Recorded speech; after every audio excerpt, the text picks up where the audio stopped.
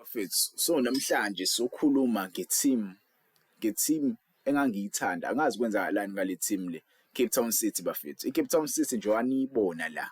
Ikunumber 15 kwi-league table esinayo la eSouth Africa, ikunumber 15. Ngesiyibala-ke i-Royal AM because i-Royal AM was withdrawn from the tournament. Yabo, njoba ya-withdraw from the tournament, umuntu lapha kunumber 15 uyodlala ama-playoffs, uyathanda awuthandi. Cape Town City ikwi-situation ebheda ngempela. Kwabe na 23 points nje. Kula 23 points kuma-games abasalele games abasalele actually bazokwenza 29 points uma kwenzeka bewathola lawo ma-points. Yabo. So baku 23 points right now nje ubabona nje. Yabo. Masubheke iform yabo, they played against Orlando Pirates badliwa, they played against AmaZulu badliwa ngo-2-0, they played against the TS Galaxy, they draw ngo-1-1, they played against the Kaizer Chiefs badraw ngo-0-0, they played against the Marumo Gallants badliwa futhi nakhona ngo-1-0, and they played against the Cape Town SuperSport United nayo ebhedayo, but-ke bayazama right now, basukile lapha ezansi, but-ke iGolden Arrows ine-chance ukuthi bafice namhlanje because badlala against Orlando Pirates iGolden Arrows, so bane-chance ukuthi bayifice SuperSport, nice SuperSport yehle ezansi. Mase ukuthi bashawa isikhukhune ngo-2-1, bashawa i-Richards Bay ngo-1-0, basathanda kushawa nje iMamelodi Sundowns ngo-2-0. Yabo, izinto azibukeki zizinhle. Yabo, izinto azibukeki zizinhle. Enye ama-team angangitshola ukuthi kule season le izokwenza kangcono. Angazi kwenzakalani. Yabo, angazi ngempela kwenzakalani. Maybe it's the change of coaches. Yabo, ukushintshwa ko-coach enye izinto mhlambe eyabulala iCape Town City because benikhumbula kahle u-Eric Tinkler is one of the coaches abaxoshwe iCape Town City isathanda kuqala nje isizini. Yabo, ababonanga ama-results a-right ayibanikeza wona, so they let go for Eric Tinkler. Baqasha bani? Baqasha lo coach lo owayecoach Orlando Pirates, yangikhohlwa igama lakhe, lo wahlambaliza Orlando Pirates siyeshawa lapha. Yabo, iscore esikhulu angafuni ukukhuluma ngaso. So bamqasha-ke loya coach loya, naye akenzanga kahle. Yabo, afuqa manje akenzanga kahle, but-ke izinto right now nje buyibona balezansi. Balezansi. Let's look at their form. Not form per se. Let's look at their players. Abadlali abanabo. Like, I'm pretty shocked to see ukuthi SuperSport Cape Town City idlala kanje. I'm pretty shocked. Yabo, masubheka abadlali abanabo. Prince Chukwueze bafethu is one of the talented Namibian guys abadlala la eSouth Africa. Lo mjida lo mekwenzeka bayezansi uzobe free agent, because remember when a team like iCape Town City enabadlali abantswempu kanje, when these guys get relegated kuma contract wabo kunama claims ukuthi ngeke bakwazi bona ukuya lezansi because babadlali available. So kunama team akhona la kwi-Betway Premiership approach ama contracts right to table, can we sign you guys, join our team? And I would like to see Prince Chukwueze join Orlando Pirates. I don't wanna lie. Yabo, angifuqa manga nje lo ngiyalena le, this guy can play. Yabo, another player uShakil April, umdlali omncane lo bafethu, uAmadou Sokhoana uqhamuka le France. Yabo, I haven't seen much of this player. Yabo, I haven't seen much of him, but-ke wale France. Another group of young talent ekhona la entswempu nangu Emil Witboy. Yabo, one of the best youngsters akhona, simbonile eShina ni under 17 AFCON squad. Yabo, bedlala le Egypt eMorocco. Yabo, umjida omnandi bafethu, and I would like him to join noma yiphi team ekhona la ku-Betway Premiership enkulu. Yabo, another young player uJaden Rhodes. Menikhumbula kahle uJaden Rhodes was linked with the Orlando Pirates. Asazi ukuthi kuzokwenzakalani ngoba iCape Town City nje kungenzeka iyodlala ama-playoffs, asazi noma lawo ma-playoffs uzowawina yini, because remember nje uyodlala ama-playoffs ayikodlala noma inamaphi ama-team, iyodlala nama-team mafunayo ungena kwi-Betway Premiership.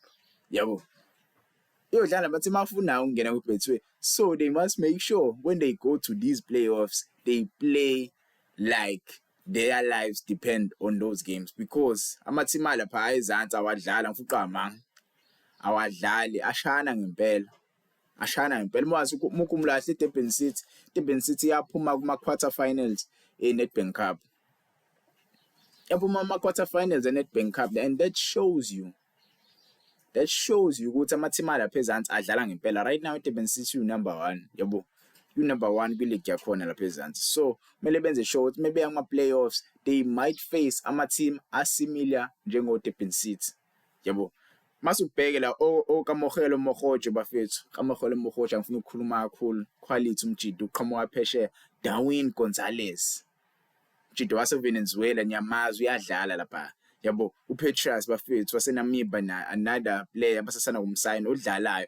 Fortune Makarengo uphuma ku-Orlando Pirates naye futhi another quality. uKhalinos lo mdlalo washawe injury, yabo, iyonto eseyamshaya uloniwe la, yabo, washawe injury.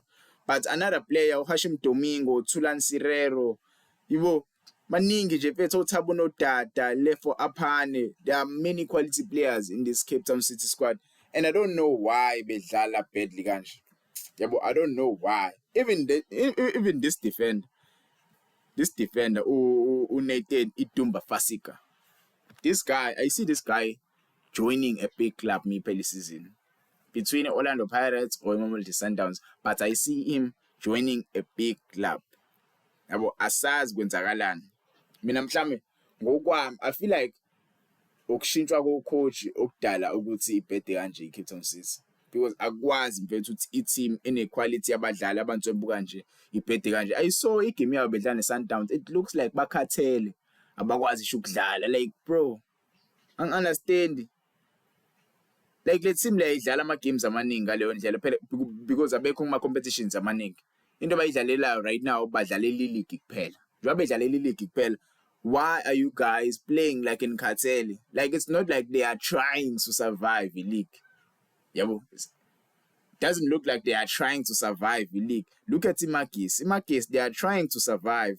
Yabo, if they win their next game in Imakis, maybe that will take them to number, let me see, 30, 31, 32. It will take them to number 8. You see? Hey, yabo lapha ezansi kuyasokolwa lapha ezansi. If iGolden Arrows iwina namhlanje izoba na 29 points.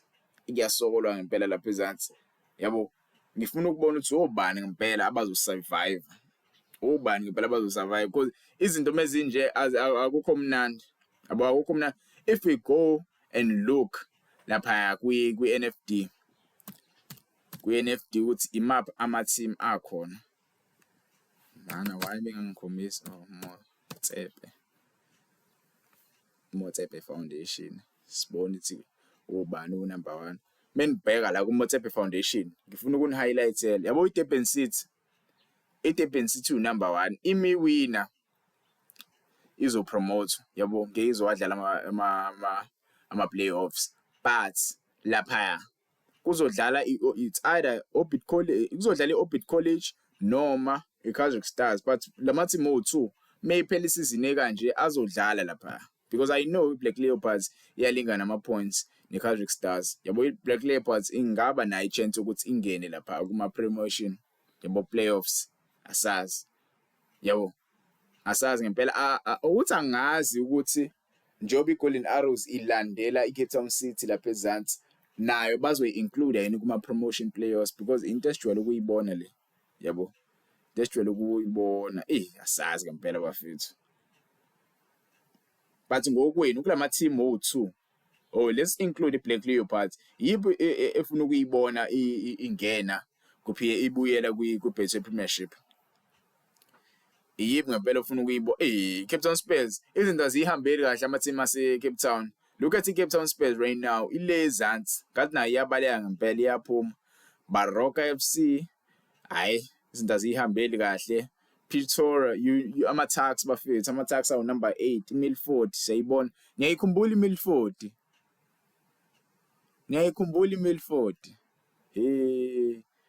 Kruger United, I see Kruger United yenza kahle, number 5, not bad, yabo. Now banayo i-chance ukuthi bangene kuma-promotion playoffs, yabo. So i-Orbit College, I'm really happy to see i-Orbit College, yabo, ifuna ukungena ngempela.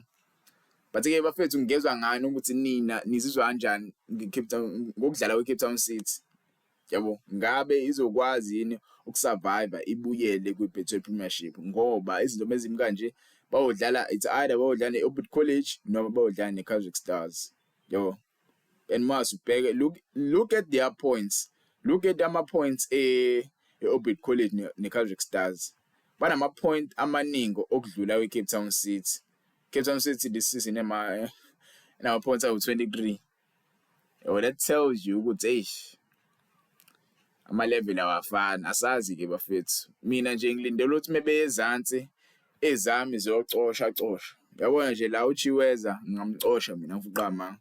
Chiweza ngamcosha, Nathan Fasika idumba ngamcosha lapha siqinise emuva because uMayela uyahamba nje, bakuhamba uMayela nje kumele siyocosha mfethu, yabo. Sibheke ukuthi imaphi ama-defenders esingawalanda.